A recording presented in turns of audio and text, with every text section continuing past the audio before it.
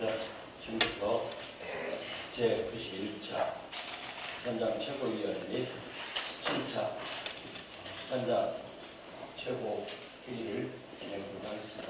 먼저 국회에 대한 국민 연령입니다. 국회에 대한 경례.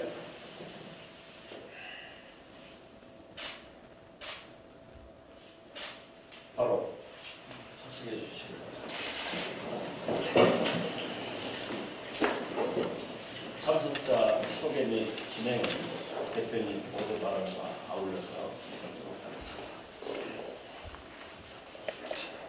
네. 현장 최고위를 오늘 17번째 미래 신도시에서 하게 됐는데요. 우리 국민들, 시민들에게는 거대 정치 이슈보다는 내 삶의 문제, 내 삶의 현장의 문제가 훨씬 더 절박하고 피부에 닿는 것이 사실입니다. 현장으로 찾아가는 최고위를 매주 수요일 날 하고 있는데요. 오늘 함께해 주신 분들을 잠깐 소개를 드리겠습니다. 먼저 주거 문제와 관련해서 지속적으로 우리 사회의 문제를 제기하고 또 의제화하고 개혁을 추동하고 있는 경제정의 실천연합 경실련의 주거 문제 담당 국장이고 김성달 국장님 감사합니다. 민주평화당의 최고위원이신 허영 인천시당위원장입니다. 당의 홍보 담당이시고 최고위원 민영삼 최고위원입니다. 멀다고 안 온다고 그러시더니 어떻게 오셨나요? 여성위원장이신 양미강 최고위원입니다. 당의 수석대변인이고 개혁전사 박주현 의원님, 당의 사무부총장 김정구 위원장, 비서실장 손동호 위원장입니다. 당의 대변인 홍성문 위원장입니다. 그다음에 당의 갑질대책위원회가 가장 활발하게 우리 사회에 만연한 갑질 문화를 근절하기 위해서 민원인들의 어려움을 청취하고 또 저희들이 할 수 있는 대로 노력을 하고 있는 갑대위를 대표해서 한기훈 처장님, 갑대위에 우리 또 재능 기부를 해주고 계신 장중환 변호사님, 당의 통일위원장이십니다. 양영주 위원장님. 이 자리는 또 과천 지식정보타운 공공주택지구에 청약을 지금 한 분들인데 또 애로사항이 있어서 위례 지구 문제와 유사성이 있습니다. 김한수 님 감사합니다. 같이 과천에서 오신 분이요. 이혜성 선생님, 이순주 과천, 과천에서 같이 오셨습니다. 아까 간단히 미래를 브리핑해 주신 김익성 SH공사 사업처장님, 자기소개 해주세요. 옆에 SH공사. 안녕하십니까. SH공사 기획조정실장 이영철입니다. 뒷자리에도 SH공사의 중심 관계자분들 계신데 감사합니다.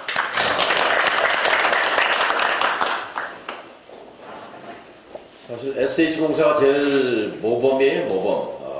후분야 문제도 SH공사는 시행하고 있고 분양원가 공개도 그동안 쭉 해왔습니다. 여기는 LH 관계자 나오셨나요? 어제 LH공사 사장으로 새로 변창흠 교수가 임명이 돼서 저희 방에 왔길래 SH공사만큼 우선 좀 하시오 라는 말씀을 드렸고, 그다음에 옛날에 주공아파트 그러면 신혼부부들에게 양질의 저렴한 공공주택을 공급해서 품질 면에 있어서나 가격에 있어서나 만족도에서 주공이 우리 소시민들의 주거 문제를 해결하는데 선도적 역할을 해왔는데, 참 요즘은 이제 주공의 입장이 달라졌어요. 뭐냐면 주공 집 짓지 마라, LH는 저 민간 건설사에서 짓도록 다 주고 뭐 그게 이제 이명박 박근혜 정부 하에서의 정책 방향이었습니다. 그래서 점점점 그 LH공사가 공급하는 물량이 줄어들었습니다. 택지를 개발하긴 하는데 거의 다 민간 건설사에게 분양해주는 건 좋은데 이게 로또 분양이에요. 말하자면 그 페이퍼 컴퍼니를 수십 개, 100개씩 만들어가지고 가서 제비뽑기로 뽑아서 그거를 이제 건설사에 넘기는. 당첨된 택지 분양한 그 공공택지를 분양받은 업체를 보면 거의 유령 건설 업체들이 분양을 받아요. 이게 눈 가리고 고민에 대한 아주 중대 기만입니다.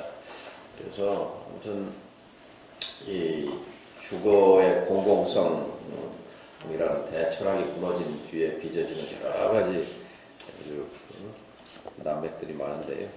그런 것들을 일일이 좀 파헤치고 바로잡기 위해서 오늘 그 중에 하나로 분양원가 공개와 관련해서 그 위례 신도시 방문하게 됐습니다. 그러면 분양원가 공개는 사실 민주평화당 표 개혁 정책입니다. 줄기차게 분양원가 공개를 주장해 왔고 마침내 관철했습니다. 그래서 지난 4월 달에 맨 처음 공개한 것이 하남시청입니다. 공개했는데 보니까 이게 엉터리 공개란 말이에요. 그래서 이 부분에 대해서 지금 국토부에 전면적인 그 실사와 분양원가 공개에 대한 개선책을 촉구하고 있는데요. 이렇게 의견을 담아 보겠습니다. 먼저 경실련의 김성달 부장님께서 말씀 좀 해주시고 대화하겠습니다. 제가 얼마나 좀 말씀을 드리면 될까요? 충분히 말씀. 네. 저희가 이거 이제 지난주에 대표님과 같이 경실련이 미래 신도시의 분양 거품에 대한 기자회견을 한 바 있습니다. 이제 아까 말씀하신 것처럼 미래 신도시의 이 지금 최근 분양된 3개 블록에 관심을 많이 갖고 있는 이유가 2012년에 이명박 정부에서 분양가 공개를 축소시킨 거를 다시 부활하고 나온 첫 아파트이기 때문입니다. 그래서 분양가 공개 확대가 얼마나 중요한지에 대해서 대표님께서 계속 말씀하셨고, 그러면서 사실 이 자리가 또 생길 수도 있었던 것 같습니다. 문제는 소비자들이 이렇게 검증이 가능한 상황인데 정작 거품이 안 줄었다. 오히려 거품은 더 늘었더라입니다. 그래서 어제 국토부가 상기 신도시의 추가 후보지들을 발표를 하셨는데 다 그린벨트입니다. 그린벨트가 얼마나 중요한 땅입니까? 그리고 개인이 가지고 있는 수도권의 허파 역할을 하는 이런 그린벨트를 다 강제 수용해서 이제 신도시가 나오는 겁니다. 그만큼 개인의 땅을 강제 수용할 정도로 이 사업이 그만큼 주거 안정이라는 거에 기여한다라는 게 예전에는 다 서로가 그 합의가 된 정신이 있었기 때문에 가능했다라고 생각을 합니다. 근데 이게 다 무너진 거예요.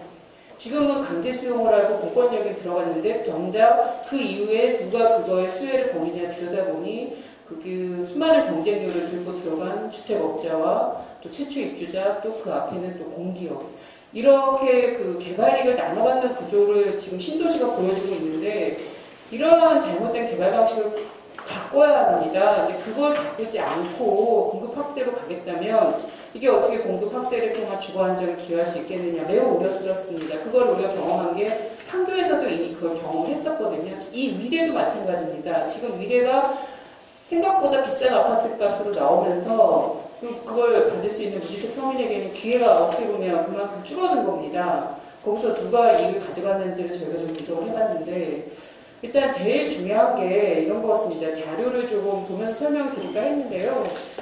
간단히만 제가 말씀을 드리겠습니다.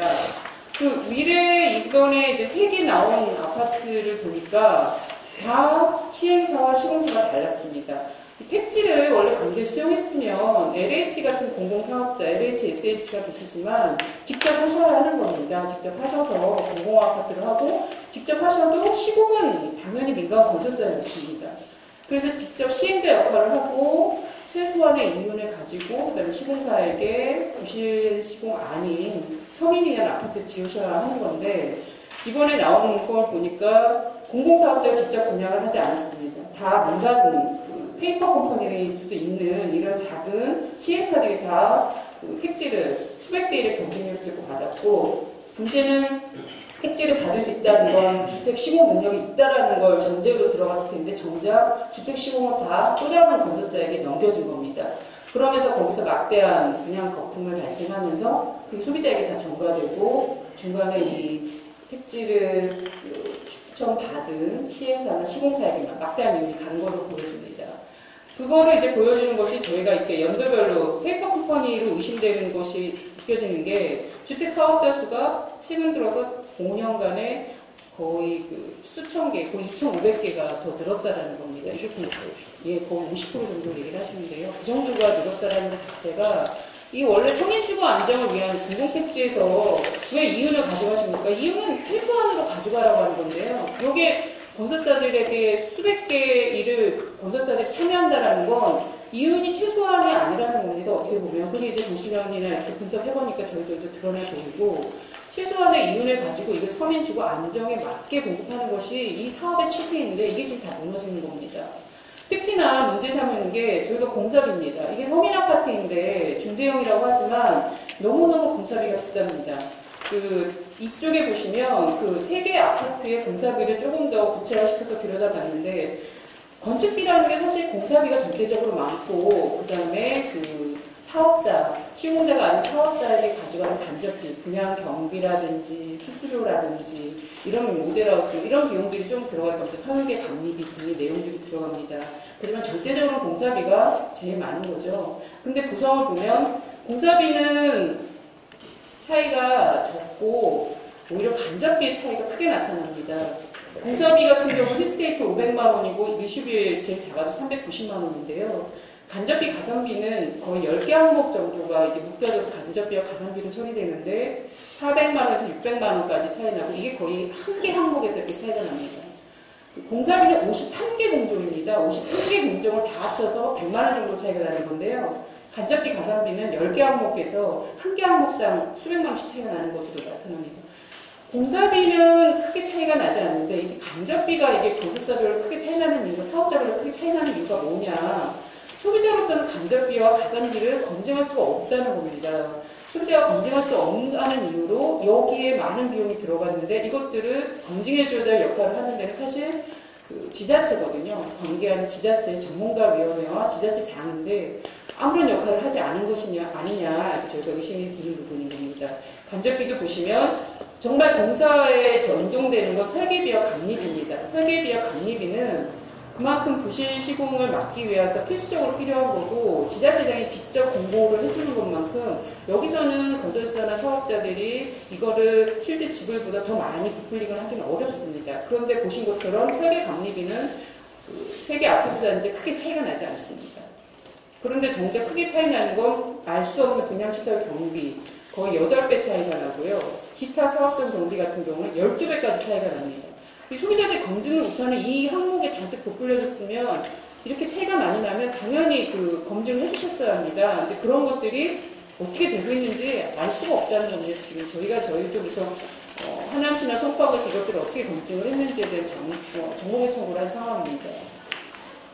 그 다음에 또 하나 다른 거는 저희들이 이제 부실 검증 허위로 건설사들이 원가 공개를 한 것으로 의심이 되는데 소비자들이 봐도 이것에 대해서 검증 역할을 해줘야 되는 지자체장이 제대로 검증을 했느냐입니다. 이걸 검증할 수 있는 단계가 그 3쪽을 보시면 지자체에는 사업을 승인해주고 감리자를 지정해주고 입주자를 모집하는 그 각 단계별로 승인하는 권한을 가지고 있습니다. 그걸 그냥 하는 게 아니라 사업자나 건설사에게 관련 자료를 다 받아서 검토하고 승인하라고 그 권한이 있는 겁니다. 근데 사실은 저희들이 보니까 이번에 감리자 단계에도 원가 공개가 된 건데 그것이 입주자 모집 때 공개된 원가와도 차이가 나고 또 하남시 같은 경우는 더 큰 문제가 있는 게 입주자 모집 때 원가 공개를 아예 안 하셨어요. 그 포레자이 같은 경우는 61개가 공개되기 바로 직전에 분양을 했기 때문에 12개 항목은 공개가 되는 겁니다. 근데 사실 입주자 모집 공고 12개 항목이 아예 없습니다. 이거에 대해서 문제 제기했을 때 오히려 하남시 관계자는 빠진 줄도 알았는지 몰랐는지 좀 애매모호한 답변을 저희한테 해주셨고 이 정도로 상황이 이렇게 안 좋은 게 이 분양가 공개 취지를 퇴색시키는 것들은 곳곳에 이렇게 숨어 있다. 특히 이번에도 힐스테이트도 들여다봤지만 그 안에서 공개된 값들조차도 건축비 같은 경우 호당 수천만 원씩 차이가 납니다. 이 원가 공개를 검증을 하고 있는지 저희가 알 수 없는 구조가 지금 현재 이 아파트에서 다 드러나는 거거든요. 그래서 저희는 그 원가 공개 건설사들이 이윤 추구를 최목적으로 하기 때문에, 목표로 하기 때문에 원가 공개에 대해서 부풀릴 수 있는 여지가 충분합니다. 당연히 이거에 대해서 그 건설사들이 실질적으로 지급한 내역에 대한 자료를 건설사로부터 제출받았다면 검증을 해주시는 건 지자체 몫입니다. 근데 그런 게 하나도 이루어지지 않으면서 그 페이지 5쪽을 보시면 결과적으로 건축비가 대부분 이 세 개의 아파트에서 거의 900만 원에서 1000만 원까지 측정이 됐고 이것들이 저희들은 실제 그 적정 건축비로 보이지 않습니다. 저희가 SH도 계시지만 SH에서 예전에 원가 내역을 다 전공공개 청구해서 받은 바 있고요. LH도 도급 내역이나 준공 내역을 해서 받은 자료를 통해서 보면 지금도 공사비는 400만 원 정도로 보여집니다. 그게 저희는 적정하다고 봅니다. 거기다가 설계비, 감리비, 분양 경비 합쳐도 50만 원 정도가 적정하지 않냐. 적어도 이 안에서 수십만 원 차이 나는 거는 몰라도 수백만 원씩 차이 나고 막 2배까지 차이 나는 거. 이거는 분명히 문제 소지가 크다. 이 부분에 대해서 건설사들이나 사업자들이나 또는 지자체가 적극적으로 해명을 해주셔야 하는 부분입니다. 근데 사실 경실련이 이런 문제 제기했지만 아무런 자료나 이런 것들을 가지고 오지 않으세요. 그냥 언론에 뭐 공사비는 간접비에 넣고 간접비가 주는 건 또 공사비에 넣고 이런 식으로 그렇게 한번 말씀하시고 마는데 사실 그것들을 신뢰도를 가지려면 세부 내역을 가지고 오시면 제일 중요하고 그건 필요한 거라고 보여집니다. 지자체에도 그 자료들이 있을 거예요. 지자체에 건설사들이 설계 도면, 설계 내역, 관련 자료 다 냈을 거라고 보여집니다. 도급 내역도 냈을 거라고 봅니다. 그걸 안 받았으면 그거는 그 승인하는 과정에서의 또 다른 문제가 생길 수밖에 없는 것이기 때문에 자료들을 다 갖고 있는 지자체에서 그것들을 확인해 주시면 되는 겁니다. 그런 관한 거에 대해서 이후 경신련도 그렇고 불평당에서도 적극적으로 좀 그 책임을 묻는 이후 활동들을 좀 해 나갔으면 하는 바람입니다. 감사합니다. 한 가지만 더 말씀드리면 SH가 아직 이제 이런 공간도 적용되겠지만 SH도 그 분양 물량이 있습니다. 지금의 이 논란에 대해서 누구도 이제 관심을 갖고 보시는 만큼 이 SH가 어떻게 나오느냐도 주민들이 예의주시할 수밖에 없는 구조입니다. 그래서 조금 더 적극적으로 적정한 분양가로 책정될 수 있도록 다시 한번 관심과 좀 어떤 의지를 보여주시기 부탁드립니다.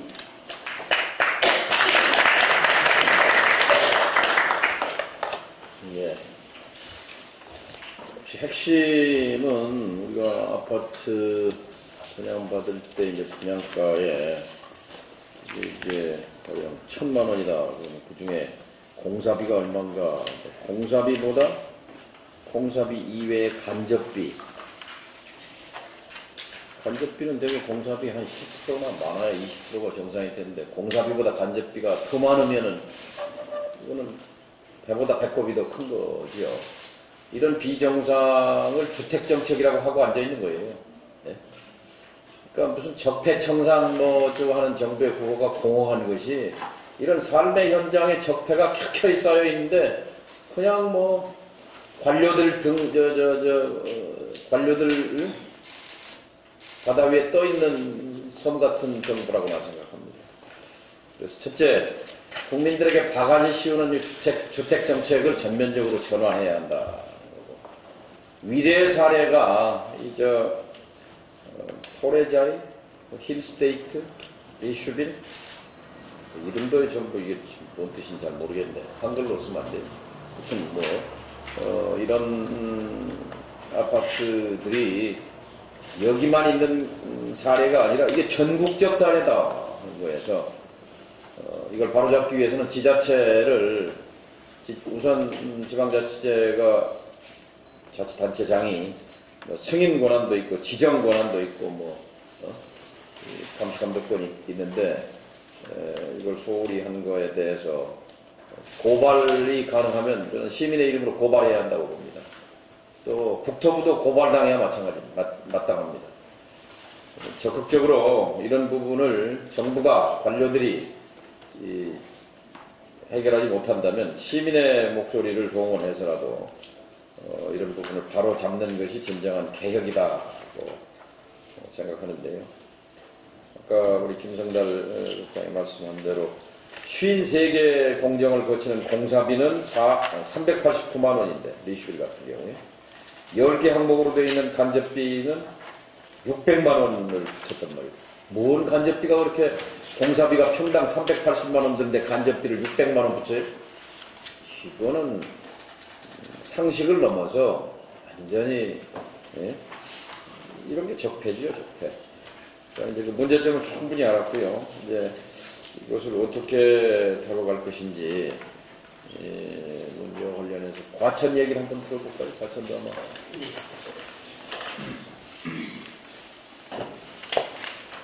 네, 안녕하십니까.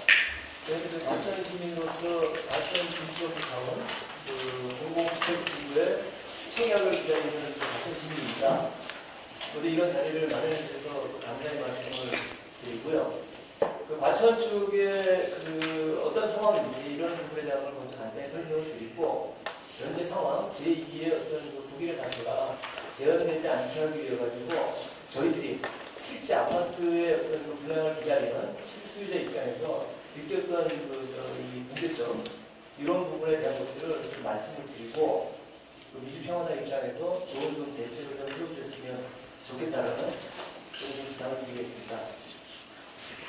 과천에는 이번에 3기 신도시 얘기도 있지만은 2011년부터 과천 지식정보 타운 공공주택지구라고 해가지고 약 135만 제곱미터의 상업시설도 유치하면서 공공주택 8,100가구를 건축하는 그런 계획이 수립이 되어 있었습니다. 근데 여기에 이제 LH가 택지지구 개발을 하는데 아까 이제 경실련하고 대표님이 말씀하실 때 LH의 어떤 택지 개발에 대한 문제점 이런 부분에 대한 말씀을 좀 하셨지 않습니까? LH가 택지 개발을 해가지고 자체적으로 짓는 부분이 있지만은 공공분야 아파트도 그렇고 또 택지를 이제 민간 건설에 매각을 하면서 엄청난 차익을 남기고 그리고 민간 건설사는 이제 민영 분양을 하면서 여기서도 엄청난 차익을 남기는 그런 구조인데 이건 똑같습니다. 근데 과천의 이 지식정보 타운은 또 약간 다른 점이 있어요. 여기는 LH가 어떻게 했냐면은 민간 패키지 건설이라고 해가지고 글자 그대로 손 안 대고 오픈은 그런 형태로 택지 개발을 했습니다. 무슨 얘기냐면은 택지 개발을 할 때 자기네들이 들어가는 돈을 최소화시키면서 건설사를 모집을 한 겁니다. 그 건설사 보고 너네들한테 어떤 개발에 대한 이익을 또 별도로 챙겨줄 테니 돈을 내고서는 택지 개발을 해라. 이게 민간 택지형 택지 개발인데 여기에 대우가 대우건설하고 태영건설, 금호건설 3개 건설사의 컨소시엄 형태로 해가지고 택지 개발을 했다는 거죠. 그러니까 이건 뭐냐면은 LH하고 건설사가 택지 개발에 대한 이익을 또 나눠먹는 겁니다. 그리고 건설사는 택지 개발을 하면서 수익계약으로 그러니까 지금 추첨을 하면서 건설사가 땅을 이제 배정을 하는 그런 형태로 되어 있는데 공공주택에서는 가치 개발을 하면서 땅을 그냥 입도선매를 하는 겁니다. 니들이 찍는 땅 지금 과천 같은 경우는 민간 분양이 한 6개 정도 되는데 또 5개 풀 수도 있지만 4개를 건설사가 대우건설 컨소시엄이 아파트를 지어가지고 분양할 수 있는 그 혜택 일종의 특혜죠. 그런 것까지 확보하면서 택지 개발을 했다는 겁니다. 이런 문제점들이 있고요. 그리고 이 내용을 보면은 이 LH하고 건설사 컨소시엄이 그 가천의 그 택지를 평당 한 310만 원 정도에 수용을 했습니다. 근데 이제 LH가 공개한 자료를 보니까는 이 택지를 조성하는데 원가가 한 850에서 한 880만 원 정도 들었다고 얘기를 하고 있고요. 근데 이거를 이제 민주평화당의 어떤 도움을 받고 해가지고 건설사에 얼마의 금액으로 이걸 넘겼는지 이런 것들을 저희가 또 한번 확인을 했습니다. 그러니까 대우가 자기네들이 개발한 다음에 다시 대우건설한테 매각을 한 셈이 되는 거예요. 근데 여기에서 대우건설은 자기네한테 땅을 넘기면서 차익을 엄청나게 남기는 구조가 되면서 또 여기서 아파트를 분양하면서 차익을 남기는데 좀 복잡하지만 아무튼 자기가 자기한테 팔면서 LH하고 같이 자기가 자기한테 팔면서 이익을 남기는데 310만 원을 수용해가지고 조성원가 850에서 880만 원 정도라고 얘기하는데 2,400만 원 정도의 땅을 판 겁니다. 2,400만 원 평당. 엄청나죠 지금. 그리고 이걸 이제 과천시에 2017년도에 이제 아파트를 짓겠다고 아파트 건축에 대한 사업계획 그 승인 요청을 했는데 이때는 그 건축비를 사업계획서상 그 요청한 건축비가 1,060만 원이 넘습니다. 1,060만 원. 그 다음에 최근에 낸 그 대우건설이 또 다른 그 직접 낸 택지에서 아파트 건축에 대한 사업계획 승인 요청을 했는데 또 승인을 받았거든요. 여기는 더 가관인 게 1,100만 원이 넘게 승인 요청을 했습니다. 그러다 승인을 받은 상태고요.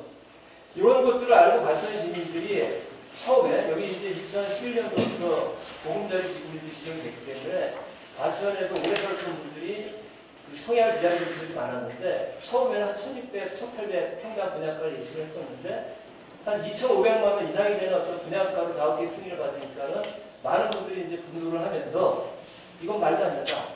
그래서 모여가지고 이 문제점에 대한 것들도 얘기를 하고 과천시에 공정하고 합리적인 어떤 분양가 심사를 해야 된다. 이거 문제 있는 거 아니냐.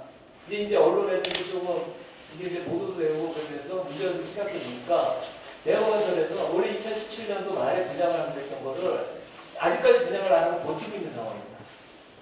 뭐 이런 말씀까지 드리긴 좀 뭐하지만은 많은 일들이 있었고요. 뭐 분양가 심사위원회 하다못해 자기네들 건설사 직원들이 분양가 심사위원으로 들어가 있기도 했고 이게 이제 시장이 바뀌면서 이 문제점도 알려지고 그러면서 또 큰 문제가 된 적이 있는데 건설사들이 하는 행태들이 좀 미혹하군요. 그래서 아직까지 풀리지 않고 있는 문제고 대우건설 컨소시엄은 버티고 있는 상황이고 시민들은 공정한 합리적 분양가에 대한 것들을 계속 주장하고 있는 그리고 제2의 부지의 사태가 재현되지 않게 막고자 지금 최선의 노력을 다하고 있는 그런 상황입니다. 이런 문제를 이제 해결을 할 수 있는 어떤 여러 가지 활동들을 하고 있는데 저희들 입장에서는 우리 그 대표님이 구도적으로 나서가지고 분양업과 우리 익히게 하고 이거 관철시키는 분들을 많이 봤습니다. 인터넷으로 생중계되는 것들을 다 보고 그래서 큰 기대를 하고 있었는데 이번에 첫 사례인 어떤 그 부기에 이 상황을 보고 많은 과천 시민들이 지금 분노를 하고 있는 그런 상황이고요. 이런 상황에서 저희들이 느꼈던 부분 이런 것들을 많이 좀 알리자. 과천 시민으로서 우리의 어떤 그 아파트를 분양받는 그런 그 서민의 입장 플러스 똑같은 전국의 어떤 저희들과 같은 이 처지에 놓여 있는 분들이 많이 있을 거라고 생각을 하거든요. 그래서 그분들한테도 이런 상황을 좀 알리고 조금이라도 제도적인 개선이 될 수 있도록 우리가 할 수 있는 어떤 그 역할은 좀 최대한 잘 해보자. 이런 형태로 지금 활동을 하고 있는 상황이고요. 그래서 저희가 느낀 걸 좀 말씀드리겠습니다. 아까 그 대표님하고 김성달 부장님이 말씀을 잘 하셨는데요. 지금 지자체하고 지자체가 운영하는 분양가 심사위원회가 사실상은 그 심사 능력에 근본적인 한계가 존재한다. 저희들이 알아봤더니요. 그 과천에는 지금 옛날 주거 아파트들이 많기 때문에 다 지금 재건축을 하고 있거든요. 그래서 바로 옆에서 어떤 식으로 진행이 되는지 하는 부분에 대한 실제 자료를 가지고 저희들이 확인할 수가 있었는데 재건축 아파트인 경우에는 재건축 아파트 조합이 원가 관리회사를 계약을 맺어가지고 일종의 어떤 고용을 하는 그런 형태로 건설사가 가져오는 이 그 아파트 이 건축에 대한 원가 있지 않습니까? 이거를 철저하고 아주 그냥 꼼꼼하게 그 체크를 합니다. 그래서 거품을 걷어내는 그런 구조로 되어 있습니다. 원가 관리회사, 이 원가 관리회사는 역으로 따지면 건설사가 분양가 심사 자료를 만들 때 활용하는 회사입니다. 근데 재건축 조합에서는 역으로 그 회사를 이용해가지고 건설사가 제출하는 이 건축 원가에 대한 어떤 검증을 한다는 얘기죠.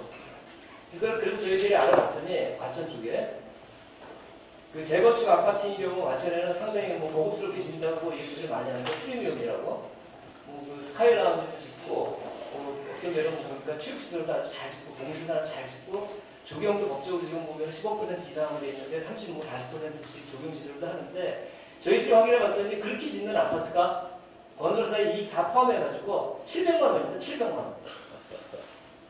많이 들어가면 거기서 조금 더 들어가는 그런 형태로 지금 짓고 있는데 아까 말씀드린 것처럼 공공택지 내에 분양가 상한제가 적용되는 이 아파트가 사업계획서상에서 지금 승인받은 게 물론 이제 분양가 심사를 제대로 하면 거기서 좀 오픈을 걸려낼 수 있지만은 1차적으로 사업계획서상에 승인받은 금액은 1,063만 원, 뭐 1,100만 원이 넘는 그런 금액으로 되어 있다는 거죠. 지금 독일에 다 아시지만 지금 1,000만 원 다 입박하지 않습니까? 900 넘고 분양원가 공개 62개를 이 법령에서 제도화 시켰음에도 불구하고 이런 행태를 보고 있다는 얘기입니다. 공사가 이게 큰 문제라고 안 할 수가 없죠. 근데 지자체는 아까 말씀드린 것처럼 어떤 식으로 하냐면 능력이 안 돼요. 지자체 건축가에서 일단 건설사에서 가져온 분양가 제도를 심사를 검토를 한 다음에 분심에 넘기는데 능력이나 경험 부족 이런 것 때문에 제대로 그걸 검토를 못한다. 대충 보고 넘기는 거고 분양가 심사위원회에서도 검토에 대한 어떤 뭐 의지 부족인지 능력 부족인지 모르지만 현실적으로 제대로 걸러내지 못하거든요. 그러니까 가져온 거 그냥 그대로 뭐 생산을 내기 위한 아주 소량 작은 금액만 뭐 인하시키는 그 정도로 해가지고 통과를 시키면은 그거 바로 그냥 승인이 되는 거고 그거 가지고 이제 아파트를 분양하는 그런 구조로 되어 있습니다. 다시 정리하자면은 그런 상태에서 지자체가 운영하는 분양가 심사위원회는 제 역할을 못하고 있다. 그렇기 때문에 이걸 제대로 하려면은 구조적인 어떤 이런 문제점들을 좀 해결하려면은 그 분양가 지자체에서는 자기네 어떤 그 능력의 어떤 범위를 벗어나는 그런 검토를 못하기 때문에 이런 것들을 제도적으로 뭔가 이 지자체가 의뢰를 하거나 도움을 받을 수 있는 뭐 예를 들면 광역지자체 차원에서 하든지 아니면 국가나 산하기관에서 지자체의 의뢰가 있으면은 그거를 검토를 해가지고 검증을 해줄 수 있는 이런 것들이 필요하다라는 그런 생각이 들고요. 나아가서 지자체가 진짜 능력이 안 된다라고 하면은 분심위를 운영하지 말고 시민단체 뭐 경실련 같은 데가 참여하는 그런 형태의 별도의 어떤 분양가를 심사할 수 있는 그런 기관을 만들어 가지고 거품을 빼고 제대로 심사할 수 있는 어떤 그런 것들을 만들어 줘야지만이 서민들이 어떤 주택 마련하는 데 있어 가지고 제대로 서민들이 지금 다 이 주택 이 가격이 고공행진을 하는 걸 보면서 좀 자기 집 마련에 대한 소망을 다 지금 포기하는 상태예요. 네. 이런 것들을 해결할 수 있다고 보고요. 그리고 또 하나는 뭐냐면은 이 분양가 이런 부분에 대한 게 제대로 검증이 된 상태에서 이제 만들어지게 되고 심사돼가지고 확정이 되고 그러면 이게 누적이 될 거 아닙니까? 항목들에 대한 것들 어떤 식으로 이제 되는지. 그럼 이런 걸 데이터베이스화 해가지고 지자체라든가 뭐 이거 필요로 이 하는 사람들한테는 제공을 해주고 실시간으로 그분들이 이걸 검증할 수 확인해 볼 수 있게 하는 이런 것들도 필요하다고 보고요. 그 다음에 이제 분양원가 62기 입주자 모집 공고시 좀 문제가 좀 되는 부분들이 있는데 지금 이게 엉망진창으로 심사된 걸 가지고 공고한 다음에 그냥 그걸로 분양하면 끝 아닙니까? 지금 여기 이제 계시는 분들이 문제점을 알고 이런 것들을 지적하고 개선책을 마련하시려고 지금 하는 걸로 알고 있는데 이 입주자 모집 공고를 보면은 건설사가 거기 깨알같이 한 줄을 집어넣습니다. 뭐라고 하냐면 장래들이 공개하는 분양원가는 검증 대상이 아니고 사후에 이 금액이 실제하고 다르더라도 문제 삼으면 안 된다. 이 얘기는 뭐냐면은 자기네들이 마음대로 그 부분에 대한 것들을 집어넣은 상태에서 책임 없다라는 나중에 이게 원래 이 금액보다 훨씬 싼 거라고 하더라도 난 책임 안 질 테니까는 이거 그냥 그대로 받아들여라. 이 얘기거든요.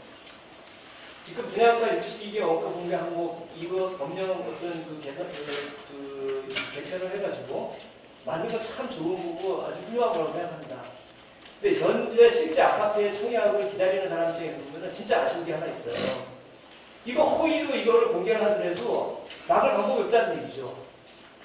그렇기 때문에 이 부분에 대한 거는 나중에 사후 검증을 반드시 해야 되고 그게 허위로 밝혀질 경우에는 그에 상응하는 응분의 어떤 저 대가를 받게 처벌 조항에 대한 것들을 반드시 법령 안에 집어넣어야 된다고 생각을 합니다. 그리고 그 전에 아까 말씀하셨지만은 북일의 사태를 보는 어떤 시민의 입장에서 보면은 이거는 민주평화당 입장에서 먼저 고발을 해주시는 게 맞다고 생각이 돼요. 강력하게 저 건설사의 경고의 의미도 있고 실제 어떤 이런 일종의 보면은 대부분이 사기지 않습니까? 이런 부분에 대해 가지고 응분의 대가를 받을 수 있게 고발을 먼저 해주셨으면 하는 그런 생각입니다. 네. 예, 그리고 지금 거기까지 말씀하시고 또 추가로. 예, 저희도 같이 오신 분들이 있어요. 예, 그래요. 우선 뭐 대안까지 이해 선생님 얘기를 잘 해주셨는데 김성달 국장 보기에 그 제안하신 분양가 검증을 위한 전문 공공기관 설립 이 대안이 보고에 대해서 어떻게 봅니까? 예, 그 사실은 이 원가 검증이 어려우면 어려웠기 때문에 그런 기관도 뭐 당연히 도움이 되리라고 생각이 되고요. 이제 하나는 사실 그 전 단계가 아까 말씀드린 원가 공개라는 게 62개가 다는 아닙니다. 대표님도 얘기하신 것들 원가 공개라는 건 사업 그 계획 단계에서부터 제출하는 자료들이 그냥 투명하게 다 상시적으로 공개되는 것이 그게 원가 공개거든요. 그래야 그걸 검증하는 자료도 그냥 그 올라온 자료 비교해주면 되는 거고 소비자도 알 수 있고 그 전문가 몫으로 가는 것도 있지만 누구라도 쉽게 검증할 수 있는 자료를 만들어주는 게 이제 그게 사실은 더 먼저 좀 이루어졌으면 하는 바람입니다. 네, 우리 시민 대표로 이순주 님도 말씀을 좀 해주시죠. 일단 장중환 변호사께서도 이제 허위 공개 막을 방법 또 그 처벌 조항 그런 말씀하셨는데 거기에 대해서 좀 얘기해 주시면 좋겠습니다. 이순주 님 얘기 뒤에. 안녕하십니까. 저는 아틀리에 살고 있는 부부입니다. 저는 맞벌이 부부인데요. 그럼에도 불구하고 21년째 지금 무주택 서민으로 살고 있습니다. 그렇다고 열심히 살지 않은 건 아니거든요. 결혼하고 남편이 10년 이상 주방에서 자기 개발을 하면서 본직으로 자리 잡는 거 옆에서 지켜봤고 저도 안정적인 직업으로 23년 동안 근무하고 있어서 소득 면에서는 평균 이상은 됩니다. 근데 두 아이를 키우면서 부모님들의 그 후원 없이 저축을 하면서 주택을 마련하는 게 정말 쉽지가 않았습니다. 제가 같이 근무하는 직원이 있는데 그 직원은 부동산에 아주 밝거든요. 투자를 잘해서 대출 한 3억 정도 있어요. 어느 날 저한테 그러는 거예요. 월급을 다 쓰는 거지 그걸 저축하는 게 아니다. 그러더라고요. 그 직원은 대출 이자만 갖고 여유있게 살아도 제가 저축한 것보다 더 많이 받습니다. 그런 불로소득이 정상이라면 저는 정말 헛살고 바보스럽게 산 겁니다. 이게 정상이면 안 되는 거 아닙니까? 분양가, 원가 공개가 된다고 해서 저도 기대를 많이 했는데 이제 거품이 빠지겠구나 했지만 결과적으로 부기계를 보면 하나도 달라진 게 없습니다. 건축비가 900만 원 이상 1000만 원 가까이 되는데 그걸 제가 사는 가천에 적용시켜보면 제가 분양받을 수 있는 가장 작은 평수인 30평만 해도 8, 9억대입니다. 저 8, 9억 못 모았습니다. 대출 끼워야 됩니다. 근데 제가 아버님을 모시고 있어서 방 4칸이 필요한데 그 4칸이 되는 분양을 받으려면 9억 이상이 돼서 제가 어떻게 엄두를 낼 수가 없습니다.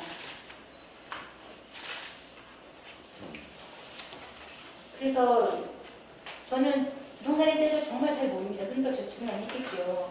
그러니까 이 자리에 빌려서 민주평화당 의원님께 말씀드리고 싶은 것은 지금 정부가 무주택자를 위한 부동산 정책을 한다고 해도 자세히 듣다 보면 분양가가 공공주택인데도 불구하고 너무 높아서 제가 어떻게 이러다가 집 하나 마련할 수 없다는 불안감이 자꾸만 언습을 하거든요. 그래서 이 제도적으로 정부의 권유를 잘 어떻게 좀 해줘서 저 같은 무주택자도 바보스럽다는 생각 없이 한 10년 이상 저축을 하면 내 집을 하나 마련할 수 있는 그런 구조를 좀 만들어 주셨으면 감사하겠습니다. 네. 사실 짧은 말씀이지만 여기에 핵심이 다 담겨 있네요. 그러니까 열심히 저축하고 성실하게 살았는데 그것이 헛살고 바보스럽게 살았다. 이게 우리 정확한 우리 현실입니다. 이게 가장 우리가 당면한 핵심 모순이라고 생각합니다. 이 정부가 촛불 정부가 맞다면 이런 문제에 초점을 맞춰야 합니다. 지금 10년 전에 20년 전이나 10년 전이나 2019년 5월 현재나 똑같은 게 뭐냐면 주택 보유율입니다. 그러니까 주택 보급률은 70년대 70%에서 80%, 90%, 102%, 106% 올라갔어요. 100%가 넘습니다. 그런데 주택 보유율, 자가 보유율은 20년 전에도 60%, 10년 전에도 60%, 지금도 60%, 서울은 42%입니다. 그러니까 자가 보유율을 올라가지 않는 것, 이게 바로 무주택 서민들이 주택을 보유할 수 있으려면 저만큼 자라나 버리는 이 고가 주택시장, 이 부분을 그렇게 지적을 해주셨는데요. 아까 우리 김기현 선생님 말씀과 곁들여서 당 차원에서 하남시에 대한 고발 문제, 그 직무유기 또 제대로 하지 못한 부분에 관한 것, 또 이 허위로 분양원가를 공개한 이 건설사들에 대한 공사 고발 문제, 이것을 적극적으로 검토하겠습니다. 우리 장중환 변호사님 한번 판단해 주시면 좋겠습니다.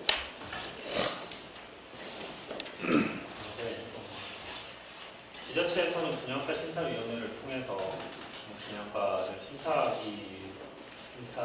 설치해서 심사하도록 되어 있습니다만 심사 기준 같은 경우에는 최근에 와서 정비되는 모습이 있습니다. 그래서 지방자치단체가 위촉한 심사위원들이 그 기준에 의하여 심사위원회에 요구되는 그 심사 의무를 충실히 다하지 않았다면 말씀하신 대로 직무유기로 해서 형법상 고발이 가능할 것으로 보입니다. 그렇지만은 사전에 정보공개 청구를 통해서 모든 자료를 확보를 해서 해야 될 것이고 그것이 선행되기 때문에 즉시 고발이 가능할지는 검토가 되어야 할 것으로 보입니다. 또한 가장 문제점이 시행사가 페이퍼 컴퍼니이고 결국은 시공사 건설사에 그것을 위탁을 해서 건설 사업을 진행을 한다는 점인데요. 이게 페이퍼 컴퍼니를 설립을 하는 이유는 단순히 수를 늘려서 택지 공급을 원활하게 받기 위해서뿐만이 아니라 시행사로서 져야 할 책임을 회피하기 위한 수단입니다. 시행사가 그냥 사업 주체이기 때문에 분양을 받은 시민들이 그로 인해서 피해를 입었다고 주장을 하고 그 책임을 물을 경우에 그 책임 주체는 시행사가 됩니다. 그런데 시행사는 말하자면 자지사장을 앉혀놓은 상태입니다.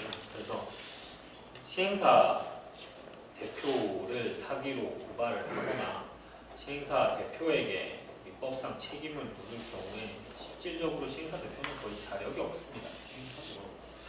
그래서 거대 건설사인 시공사 대표를 사기로 고발을 하는 것도 검토해 볼 수 있겠으나 이 경우에도 쉽지가 않은 것은 시공사가 건축비, 건설비를 부풀려서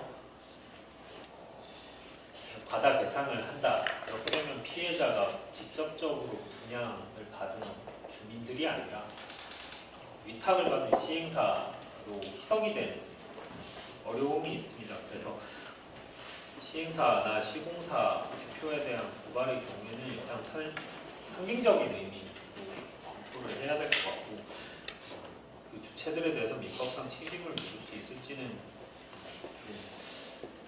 쉽지 않은 문제가 될 것 같습니다. 케이스를 일단 만들기 위해서는 시작을 해보는 것도 있겠지만 그 경우에는 주민들의 상당수 동의를 받아서 집단 소송으로 제기를 해야 되지 않을까. 네. 예, 김한수 추가 그런 제가 이제 그 과천의 문제점을 시민들이 발견을 하고 2017년 12월달에 저희가 비대위를 만들어서 1년 반 넘게 지금 대응을 하고 있는 상황인데요. 아까 좋은 말씀들 많이 해주셔서 제가 간략하게 좀 말씀드리겠습니다. 첫 번째 이제 그 분야국가 공개를 하지만 이게 정상적으로 작동 안 하는 이유가 그 유심히 위원들뿐만 아니라 회의 자체가 비공개로 다 진행되기 때문에 그다 검증할 수가 없습니다. 제대로 작동하는지. 그리고 아까 말씀하신 시민단체가 그 유심위에 참여할 수 있는, 그래서 적정한 목소리를 낼 수 있는 그런 기회가 제도적으로 마련해야 될 것 같고요. 그 다음에 분야가 심사 자료 자체가 공개가 돼야 됩니다. 그러면 아까 말씀하신 분야국가 공개가 적정하게 되었는지 검증할 수 있는 그런 시스템이 됩니다. 그리고 두 번째 이제 그 약간 그 건축비가 자꾸 1,000만 원까지 가는 이유가 제도적인 문제점이 있습니다. 왜냐하면 그 기본형 건축비라고 해서 30평대 아파트를 만약에 짓는다 그러면 기본형 건축비가 644만 원입니다. 인정이 됩니다. 물론 사안액이지만 그 사안액을 다 인정해주고 어떤 항목이 해당되면 가산비가 얼마 붙어서 1,000만 원까지 되어버립니다. 그래서 이번에 그 부기대에서 1,000만 원 가까이 인정되면서 국토부에서도 언론에 발표를 잠시 했었는데 기본형 건축비 제도 자체를 손본다고 했는데 제가 볼 때는 거의 또 지금 넘어갈 가능성이 많습니다. 그래서 이거는 민주평화당 차원에서 이 기본형 건축비 자체가 현재 시점에서 제대로 책정되어 있는지, 그래서 구조적으로 1,000만 원이 넘어갈 수 없는 구조, 적정한 가격에 도움될 수 있는 적정 금액이 산정을 해야 됩니다. 이거 다 필요할 것 같고요. 그 다음에 그 말씀하신 분양가가 올라간 이유가 건축비도 문제지만 그 택지비가 문제입니다. 2000전 정부 때 원래는 이제 조성원가의 몇 프로를 딱 정해서 택지를 공급하게 돼 있는데 이게 이제 전 정권에서 감정가로 바뀌어버립니다. 그래서 말씀드린 2배, 3배가 되는 금액으로 건설사에 넘어가다 보니까 분양가가 엄청 많이 올라가는 그런 구조적인 문제점이 있습니다. 그래서 그 현재 이제 감정가를 조성원가로 환원을 해야 됩니다. 만약에 조성원가를 환원을 했을 때 로또 분양 이런 말이 나오면 전매 제한을 감안한다든가 아니면 이런 여러 가지 제도적인 부분을 해결해야 되지 감정가로 계속 나아가게 되면 이 문제점, 고분양가 문제점은 개선될 수가 없습니다. 그리고 아까 말씀드린 그 공공기관 설립을 해서 분양가가 적정하게 검증될 수 있는 그런 제도적인 시스템이 뒷받침돼야 된다고 생각합니다. 네. 박주현 의원님. 지금 이제 우리가 여기 분양업과 실태 지수에 대해서 이야기하는 것이지만 이것은 이제 정당이 국가의 전체적인 주택 정책의 그 차원에서 대안이 나오지 않으면 그 해당하는 어떤 일부에 대한 그런 대안 대책밖에 될 수 없다라고 생각하거든요. 그래서 저는 근본적으로 그러니까 이 그러니까 정부가 공공택지를 조성한 것에 임대주택이 아닌 그런 공공 분양주택을 짓는 것 자체가 지금 현재로서는 타당하지 않다. 왜냐하면 이제 주택 보급률이 낮을 때 정부가 대규모 이제 단지를 조성해서 거기에서 낮은 분양가로 주택을 보급하면서 집값도 잡고 또 이제 어떤 자가 보유율을 높이는 이런 그 개발 시대에는 그게 굉장히 타당했지만 지금은 이미 보급률이 100%를 넘었고 그리고 이미 이제 집값이 이렇게 올라간 상태에서 아주 일부의 어떤 단지를 조성해서 거기에서 주변보다 상당히 싼 그런 분양을 해버리면 그거에 대해서 거의 대부분의 국민들이 볼 때 그거를 그게 필요하다라고 보기보다는 그게 로또다 이렇게 여기는 그런 민심 속에서 LH가 중간 택지 분양에서 수익을 남기고 민간 건설사가 거기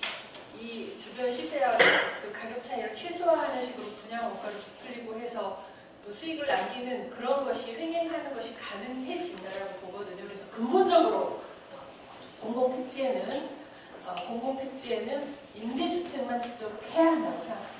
그리고 공공택지는 절대로 민간 건설사에 분양하지 못하도록 아예 막고 공공택지에는 공공임대주택만 짓도록 하고 그 공공임대주택은 절대 분양하지 못하고 계속 재고로서 계속 쌓아서 공공임대주택이 한 30% 정도까지 이렇게 차지할 때는 당연히 뭐 예를 들면 청년들이 사회 나올 때 한 5년 정도는 그 낮은 가격으로 공공임대주택에 거주할 수 있도록 하고 지금처럼 영구임대주택 이렇게 하지 말고 기본적으로 저는 5년 정도를 소득에 따라서 그 혜택을 주고 5년 정도를 뭐 소득이 아주 낮을 경우에는 100% 지원할 수도 있고 소득이 어느 정도 되면 한 30%만 낮은 가격으로 지원을 하고 그게 공공임대주택의 재고가 점점 늘어날수록 거기에 거주할 수 있는 기간을 점점 늘려주는 거죠.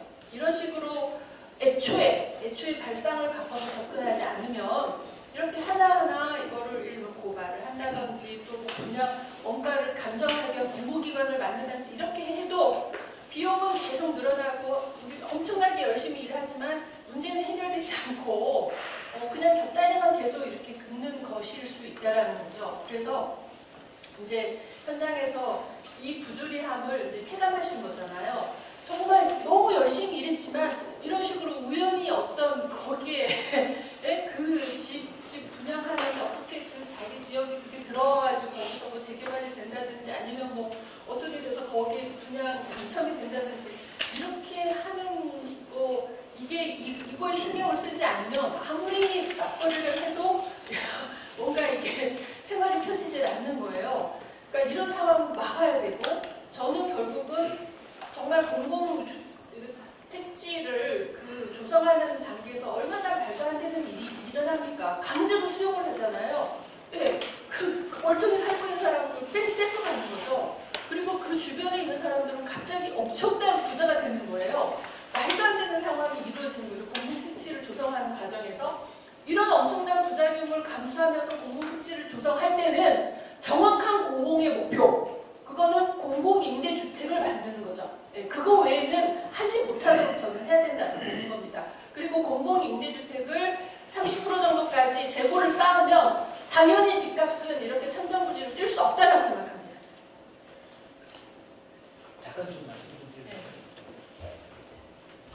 저희가 이런 비례 활동을 하면서 내부적으로 제일 고민하고 걱정했던 게 뭐냐면은 우리의 어떤 개인적인 이익이라든가 이런 것 때문에 이런 활동을 하는 건 아닌가. 최소한 어떤 그런 부분은 아니고 우리가 이 활동하는 데 있어가지고 어떤 정당성, 당당함 이런 것들을 가지고 이 활동을 해야 된다. 그 얘기는 뭐냐면은 지금 대변인님이 말씀하신 부분에 대해서 저 개인적으로 100% 동의합니다. 공공택지라는 거는 공공의 어떤 목적에 의해서 활용이 돼야 되는 건데 결국은 근본적으로 이거 찾아보면은 어떤 식으로 되는지를 이제 확인해 보면은 개인이 분양을 받아가지고 사유화시키는 거거든요. 그래서 이런 부분은 이 100% 임대를 받는지 개인한테 넘어가지 않게 하는 그런 부분에 대해서 동의하는데 현실적인 측면에서 보면은 자기 집 마련을 하기 위해서 자기가 사는 부분에서 자기가 가족이랑 같이 살 수 있는 집을 마련하기 위해서 지금 10년, 짧으면 한 5년 이렇게 계속 기다렸던 분들이 현실적으로 존재하고 있고 그런 분들이 현 제도화에서 공공택지내에서 분양이 되는 공공분양 아파트나 위정 아파트를 많은 분들이 기다리고 있다는 거 이런 부분도 사실이니까 인정을 해야 되는 거고 그런 분들에 대한 어떤 대안, 현실적인 대안들도 우주평화당 정당 입장에서는 마련해 주는 게 맞다고 생각하고요. 기본적인 철학, 그 부분에 대해서는 맞다고 생각을 하고 그런 쪽으로 개선해 나가는 건 맞는데 현실적으로 기다리는 분들에 대한 어떤 대책, 또 문제점들이 있으니까 그런 것들도 마련해 주시는 게 아니 지금 이제 이 문제를 해결할 때 어쨌든 단기적으로 이 문제를 해결하기 위해서 이런저런 할 수 있지만 엄청난 또 힘이 들어가는 거거든요. 근데 이런 과정에서 이 부조리함을 느낀 사람들이 큰 틀의 주택 문제를 정책을 해결하기 위한 식으로 힘을 모으지 않으면 절대로 이 문제가 해결이 안 돼요. 그러니까 몇 사람 거기 해당하는 일부는 그 문제 해결을 해서 어떻게 조금 뭐가 될 수 있을지 몰라도 결국은 거기서 끝나버리고 여전히 이 말도 안 되는 정책이 계속 될 수 있다는 거죠. 그래서 그러니까 저는 이제 이 미시적인 이 문제를 외면해야 된다라고 생각하진 않지만 여기에 모든 포커스를 맞춰서 그렇게 가봐야 전체적으로 문제 해결이 되지 않는다라는 걸 말씀드리는 겁니다. 네. 어디 민영삼 최고나 하는 게 없고 코멘트 하시겠어요? 전문가시. 원래 택지를 처음에 개발할 때 개발비에 처음 이제 택지 개발을 해서 택지 개발을 한 이후에 감정을 한단 말이죠. 감정을 해서 결국은 택지 개발비가 300만 원에 사가지고 800만 원 들어가서 800만 원 들어가서 개발한 이후에 감정을 해서 2,400만 원 되잖아요. 그것을 감정 이전 이걸 택지를 분양을 해야 되는데 일반 업자한테 그것을 감정 이후에 일반 업자한테 분양을 하기 때문에 가격이 상승이 될 거예요. 그럼 결국은 기관에서 결국은 부동산 투기를 하는 거예요. 그렇잖아요. 그 차익을 감정가 차익을 가져가는 거잖아요. 그러니까 결국은 분양가가 높아질 수밖에 없다. 그래서 그런 부분에 대한 기관의 기본적인 것이 잘못됐다고 얘기하다시피 800만 원 선에서 개발 끝났으면 800만 원에 일반 업체한테 줘야 되는데 2,400만 원에 결국 납작해서 가져가는 거죠. 그래서 어마어마한 수익을 찾아가지고 네. 자, 그러면 김성달 국장님 정리하는 말씀 해주시고 그리고 또 혹시 추가 발언이 있으시면 듣고 정리하겠습니다. 네, 많은 얘기가 나왔는데요. 맞습니다. 맞습니다. 이제 제도적으로 접근해야 할 문제가 있고 현안에 대해서 또 어떻게 민평당이나 경실련이 시민들과 호흡하면서 갈 수 있는 대안은 또 나눠지는 것 같습니다. 그래서 그런 부분에 대해서 고발이나 이런 것도 같이 논의하고 제도적 문제는 이미 수차례 이제 민평당에서 대선 지방선거할 때 계속해서 만들었던 과제들이 있는 것 같습니다. 지금 말씀하신 내용들이 다 그 안에 들어가 있습니다. 그래서 공공주택량을 늘리는 거, 부분양 건축비의 문제, 원가 공개가 어떻게 가야 되는지에 대한 대안, 또 아까 말씀하신 것처럼 공공택지조차 민간과 같이 사업자 역할을 하는 건 그건 정말 재벌건설들에게 먹잇감으로 주는 거기 때문에 그거는 이미 국감 때도 대표님께서도 그 자료 발표도 하시고 하시면서 문제 제기를 하신 바 있습니다. 그런 제도적인 나에 대해서 다 이제 같이 논의되고 있다 이렇게 말씀을 드리고요.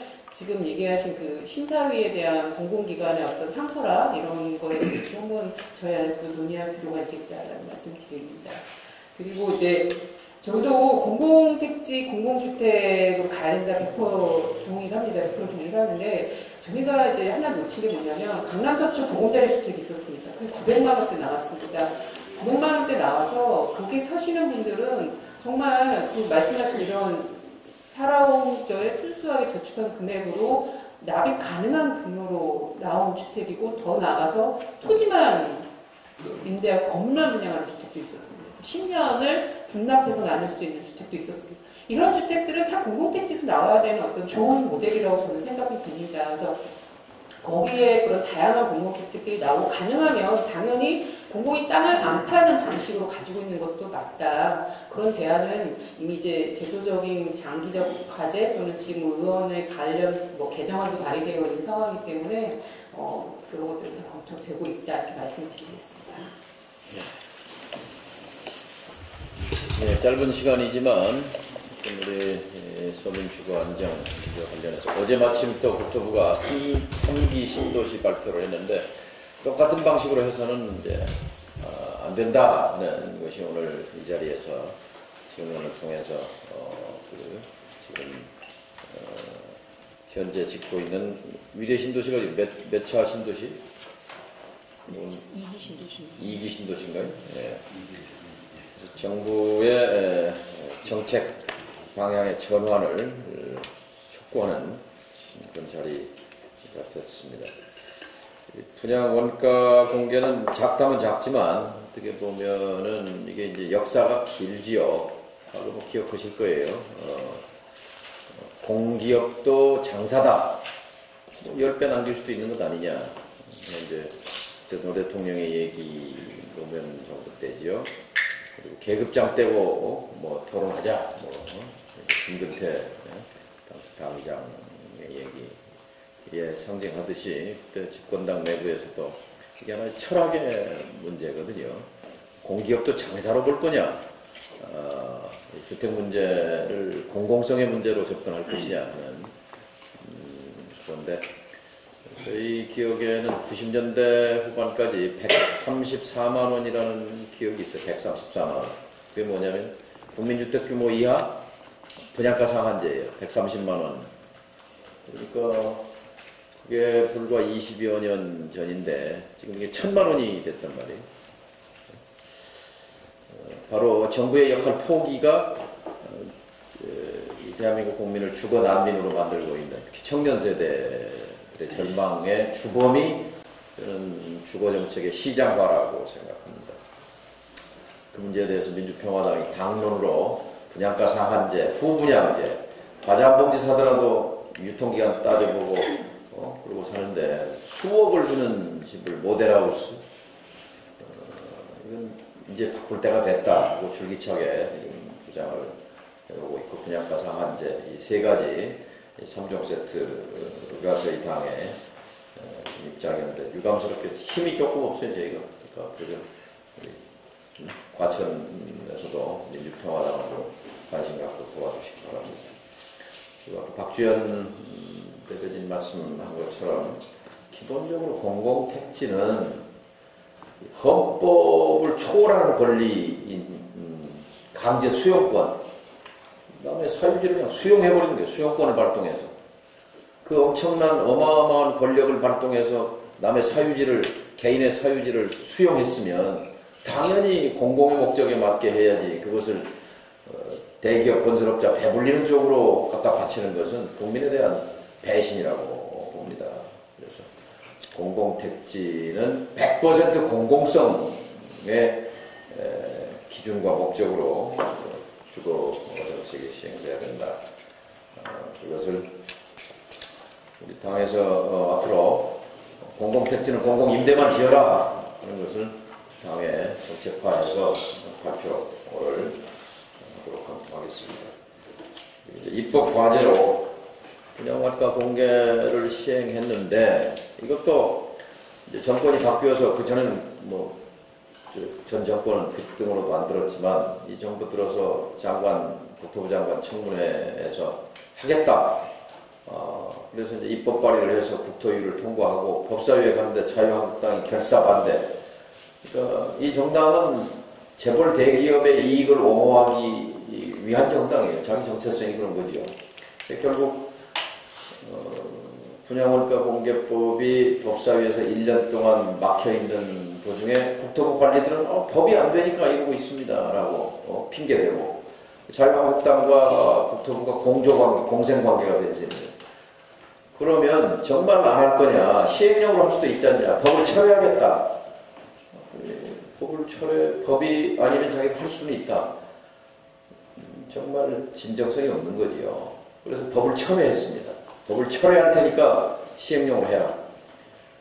근데 이제 시행령으로 하면 또 언제 정권이 바꾸면 또 돌아갈지 모르지만 어쨌든 그래서 법을 철회하고 그리고 이제 시행령으로 하기로 해서 여차여차 절차를 거쳐서 이제 4월 달에 첫 공개한 것이 미래 신도시 세 군데를 까보니까 엉망진창인 거예요.